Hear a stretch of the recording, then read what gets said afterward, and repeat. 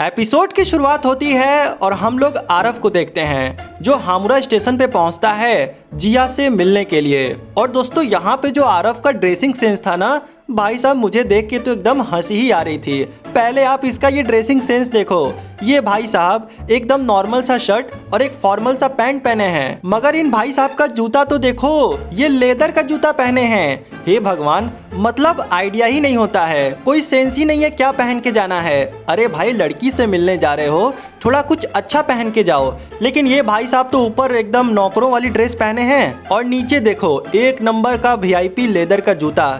Anyway, अब वो एक बहुत सी क्लींजिंग सी जगह पे पहुंच जाता है और वो वहां पहुंचकर जिया का वेट करने लगता है। तभी उसके पीछे जिया आती है कुछ बड़बड़ाते हुए। आरव पीछे मुड़कर जब जिया को देखता है तो उसे तो जिया का ड्रेस काफी पसंद आता है, क्योंकि जिया यहाँ पे प्रॉपर मर्चेंट वाला लुक दे रही थी। लेकिन जिया को देखते हैं कि वो तो आरव को देखकर एकदम गुस्सा हो जाती है और कहती है कि तुम एकदम पागल हो क्या, तुम ये लेदर का जूता क्यों पहन के आए हो? हम लोग यहाँ लद्दाख पर चढ़ने वाले थोड़ी हैं, माउंटेन क्लाइंबिंग थोड़ी करने आए हैं, हम तो यहाँ डेट पे घूमने आए हैं और तुम पागलों की तरह लेदर का जूता पहन लिए। और उसके बाद देखते हैं कि जिया आरव को अपने साथ लेकर जाने लगती है। यहाँ पे जिया का एक ही टारगेट था कि वो आरव को इतना बोर कर देगी ना, वो इतना नौटंकी करेगी इस डेट पे कि आरव खुद ही जिया को छोड़ के भाग जाएगा। और सच में वो ऐसा ऐसा काम करती है कि आरव को बहुत ही अजीब लगता है। सबसे पहले तो वो जाकर एक स्टैचू का फोटो खींचने लगती है, वो भी बिना आरव को बताए। आरव पूछता है कि तुम यहाँ पे फोटो खींचने आई हो? तो जिया जवाब देती है, क्यों, हम खींच नहीं सकते हैं क्या? अगर तुम्हें ज्यादा बोर लग रहा है तो तुम घर जा सकते हो। अब ये सुनने के बाद आरव को बहुत ही बुरा लगता है, लेकिन वो इस बात पे ज्यादा ध्यान नहीं देता। इधर जिया को देखते हैं कि वो अकेले ही अपने में ही मस्त है और हर चीज को एक्सप्लोर करते हुए घूम रही है।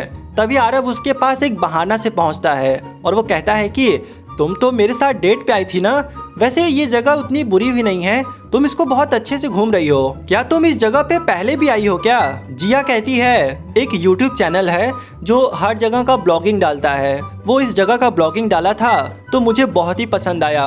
वो जहाँ का भी ब्लॉगिंग डालता है हम वीकेंड पे उस जगह पे घूमने जाते हैं, तो मुझे ये जगह बहुत ही पसंद था और मेरा सपना था कि मैं यहाँ पे आके घूमूं। और अभी तो शुरुआत है, हम लोग 5-6 किलोमीटर पैदल जाने वाले हैं। अब ये बात बोलकर जिया ऐसा सोचती है कि शायद अब आरव डर जाएगा, क्योंकि 5-6 किलोमीटर पैदल चलना है कोई मजाक बात थोड़ी है। और आरव कहेगा कि मैं घर जा रहा हूँ, लेकिन दोस्तों यहाँ होता तो उल्टा है। आरव कहता है अच्छा ऐसी बात है, तो हम तो बहुत ही एक्साइटेड है चलने के लिए, चलो चलते हैं। ये सुन के जिया सोचती है अरे इसको तो कोई घंटा ही फर्क नहीं पड़ा, ये तो चलने के लिए रेडी है। और उसके बाद जिया और आरव उस टोक्यो के प्यारे से जगह को बहुत ही अच्छे तरीके से घूमते हैं। अब इसी दौरान जिया यहाँ पे कुछ ऐसी बातें बताती हैं जिसे सुनने के बाद हमें अपने इंडिया के लिए बहुत बुरा लगता है। अब आप सोच रहे होंगे कि जिया ने ऐसा क्या बोल दिया, तो आइए मैं आपको बताता हूँ। जिया ये बता रही थी कि टोक्यो के नदी और पानी इतना साफ होते हैं कि इनको बिना प्योरीफाई किए डायरेक्ट सिटी में मतलब पीने के लिए सप्लाई किया जाता है। मतलब आप समझ रहे हो कि जापान की नॉर्मल पानी भी इतना साफ है कि डायरेक्ट सिटी में पीने के लिए सप्लाई किया जाता है। अब इससे हमें याद आया कि हमारा भारत तो आप देख लो, मेरा भी भारत जैसा है, महान है, हम उसकी बुराई नहीं कर रहे हैं, लेकिन हाँ ये छोटी छोटी चीजें देखकर थोड़ा सा तो बुरा लगता है। एनीवे, अब देखते हैं कि आरव जिया को नोटिस करने लगता है और वो सोचता है कि ये है असली जिया जो नेचर और जगहों से कितना प्यार करती है। मतलब कि हर लड़की को ऐसा ही होना चाहिए। वैसे देखा जाए तो कितनी प्यारी लग रही है, ये एक एक चीज को पॉइंट टू पॉइंट नोट भी कर रही है, मानना पड़ेगा ऐसी लड़की तो बहुत किस्मत वालों को मिलती है। और इधर जिया मन ही मन सोच रही थी कि हमारे इस एक्टिविटी से आरव बोर हो जाएगा और वो रास्ते में ही भाग जाएगा, लेकिन यहाँ तो उल्टा हो रहा है, आरव उसकी एक्टिविटी से इम्प्रेस हो रहा है। अब इसी तरीके से लगभग 12:30 बज जाते हैं और आरव को लगती है बहुत तेज भूख और वो जिया को चिल्लाते चिल्लाते थक जाता है कि जिया चलो लंच टाइम हो गया। लेकिन जिया उसे फुल्ली इग्नोर मारते हुए आगे बढ़ने लगती है और आरव को देखते हैं कि वो खुद को भी रोक नहीं पाता, उसके पेट से आवाज आ रही है, मगर वो न चाहते हुए भी जिया के पीछे जाने लगता है। तभी जिया अचानक से रुककर उसको एक स्नैकर का पैकेट देती है। अब आरव क्या करता है कि उस स्नैकर के पॉकेट को फाड़कर आधा जिया को देता है, आधा खुद लेता है और उसके बाद वो दोनों लोग आधा खाते खाते रास्ते में चलने लगते हैं। मतलब यार, हमने जिंदगी में पहली बार ऐसा डेट देखा। ये डेट है कि अपनी दुश्मनी निकाली जा रही है। खैर, अब थोड़ी देर बाद देखते हैं कि जिया एक नदी के किनारे पुल पर बैठकर इस प्यारे से प्रकृति की ठंडी ठंडी हवाओं को आंख बंद करके स्माइल करते हुए बहुत ही दिल से महसूस करती है। और महसूस करते हुए जो उसके चेहरे पे मुस्कान थी ना, वो तो देखकर किसी का भी दिल पिघल जाता है। और उसके बाद वो मन ही मन ऐसी ऐसी बातें बोलती है जिसे आज से पहले किसी ने भी नहीं सुना होगा। और यही सब सोचते सोचते वो ये सोचने लगती है कि नदी जहाँ से भी गुजरती है अगल बगल पूरी बस्ती बैठ जाती है, चाहे वो लोग हो, चाहे वो जानवर हो, चाहे वो प्यारा इंसान हो, वो चाहे कुछ भी हो। मतलब कि जहाँ प्रकृति है वहाँ ही जीवन है। और यही सब सोचते हुए जब वो अपने आँख को खोलती है तो वो देखती है कि उसके सामने आरव बैठ के मुस्की मार रहा है। आरव को इस तरीके से मुस्कुराते हुए देखकर वो खड़ा हो जाती है और बोलती है कि अरे तुम यहाँ पे क्या कर रहे हो। आरव बोलता है कि मेरा यहाँ पे बैठना बहुत ही जरूरी था। मैंने वो देखा तुम्हारे अंदर जो आज से पहले कभी महसूस नहीं किया। जिया बोलती है पागल हो क्या? इसका मतलब कि तुम जब से यहाँ बैठे हो सारी मेरी बातें सुन रहे हो। आरव कहता है कि ये सुनने के लिए ही तो मैं यहाँ पे आया था। मुझे सच में नहीं विश्वास हो रहा है कि तुम नेचर को इतना प्यार करती हो। जिया, मैंने आज से पहले तुम्हें इतना खुश कभी नहीं देखा। मुझे पता न क्यों ऐसा तुम्हें देखकर हमें खुशी महसूस हो रही है। आरव की ये बातें सुनकर जिया समझ जाती है कि वो कितनी गंदी है और कितनी बुरी है। वो यहाँ पे आई थी आरव को भगाने के लिए। वो ये सारी काम इसलिए कर रही थी ताकि आरव को पसंद ना आए और आरव यहाँ से भाग जाए। मगर आरव तो उनमें से नहीं है। आरव तो तुम्हारे अंदर अपनी खुशी देख रहा है, यानी कि वो खुश है तो आरव खुश है। और अब जिया को समझ में आ जाता है कि वो जो भी कर रही है बहुत गलत कर रही है। और दोस्तों, अब जो होने वाला है आप आज भूल नहीं पाओगे। मतलब कि बहुत ही इंटेंस चीज़ें हो जाती है। तो वो चीज़ें ये होती हैं कि पहले तो माहौल एकदम शांत हो जाती है, हवाएं जोरों से चलने लगती हैं, जिया के दिल की धड़कनें बढ़ने लगती है। सेम चीज़ आरव के साथ होने लगता है। और अब जिया यहाँ पे एक चीज़ बोलती है।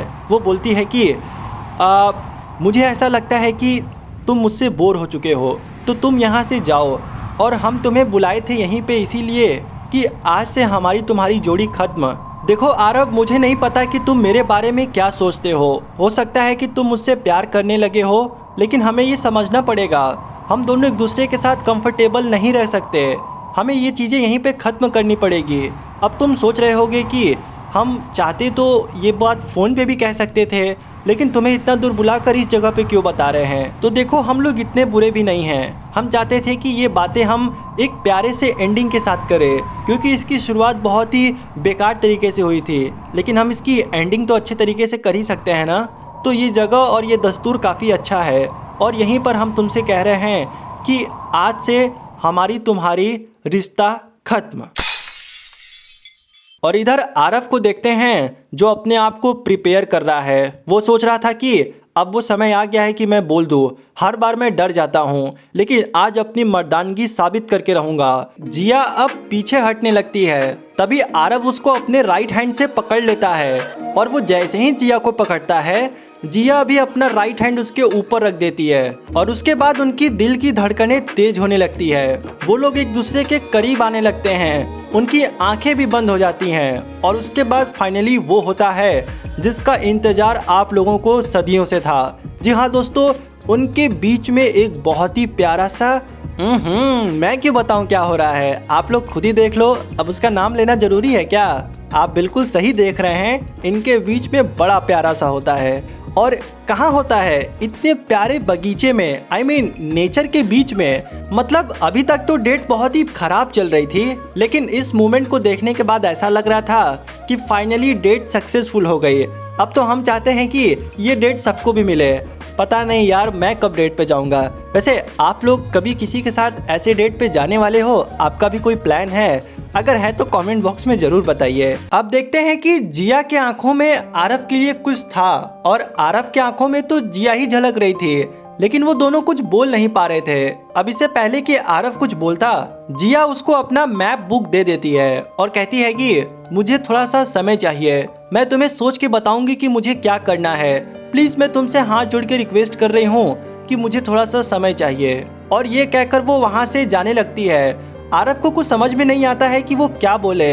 तभी जिया आगे जाके बोलती है, तुम चिंता मत करो, मैं तुमसे नाराज नहीं हूँ, मैं तुम्हें जवाब जरूर दूंगी। और ये कहकर जिया वहाँ से जाने लगती है। रास्ते में चलते हुए जिया कुछ नहीं सोच रही थी, एकदम साइलेंट और नर्वस थी। और उसके बाद वो अपने घर में घुस के दरवाजा बंद करके सामान को तोड़ने फोड़ने लगती है। और वो अपने आप को पीटते हुए कहती है कि आखिर ये मैंने क्या किया। मतलब कि जिया को आज के किए गए कारनामों पे थोड़ा भी विश्वास नहीं था। जिया उस टाइप की लड़की थी जो किसी से बात करने में भी घबराती थी, और उसने आज एक लड़की को किस किया है। मतलब देखा जाए तो कितनी बड़ी बात है, और वही बात उससे पच नहीं रही थी। इसीलिए वो अकेले में अपने आप को बहुत पीटती है। I mean, पीटने का मतलब कि मजाक में चिल्लाती है बस। अब हम लोग अगले दिन ऑफिस का सीन देखते हैं, जहाँ पे चारू मैम अपने कंप्यूटर पे बैठ के काम कर रही थी। तभी उनको एक खुफिया कॉल आता है, और कॉल पे कोई आरव और जिया के बारे में बात कर रहा था। ये सुन के चारू मैम बोलती हैं, अच्छा ऐसी बात है, हम देखते हैं क्या होता है। थोड़ी देर बाद देखते हैं कि आरव जिया भी ऑफिस चले आते हैं, और वो दोनों एक दूसरे को गेट पे ही मिल जाते हैं। और वो दोनों एक दूसरे को जैसे ही देखते हैं, उनको लास्ट नाइट बीती हुई सारी बातें याद आने लगती है। आरव कहता है पहले तुम जाओ, तो जिया कहती है पहले तुम जाओ। अब ये दोनों आपस में ही तू मैं कर रहे थे, तभी वहाँ पे मोटा कबीर चला आता है और कहता है कि और दोस्तों क्या हालचाल। तभी वो दोनों कहते हैं पहले तुम जाओ। अब थोड़ी देर बाद देखते हैं कि आरव और जिया अपने केबिन में बैठ के काम कर रहे थे। तभी कुछ एक पेपर ऐसा आता है जिसमें जिया को आरव की हेल्प लेनी पड़ती है। और जिया जैसे ही आरव को आवाज लगाती है, वो दोनों एक दूसरे को देखते ही वो मोमेंट याद करने लगते हैं। अब तो यार हद ही हो गया है, ये लोग जैसे ही एक दूसरे को देख रहे हैं, उनको वो वाली सीन याद आ रही है जो भी उनके बीच में होता है। तभी वहाँ पे चारू मैम पहुँचती हैं और कहती हैं कि तुम दोनों से जरूरी बात करनी है। और ये सुनते ही उन लोगों का हालत खराब हो जाता है।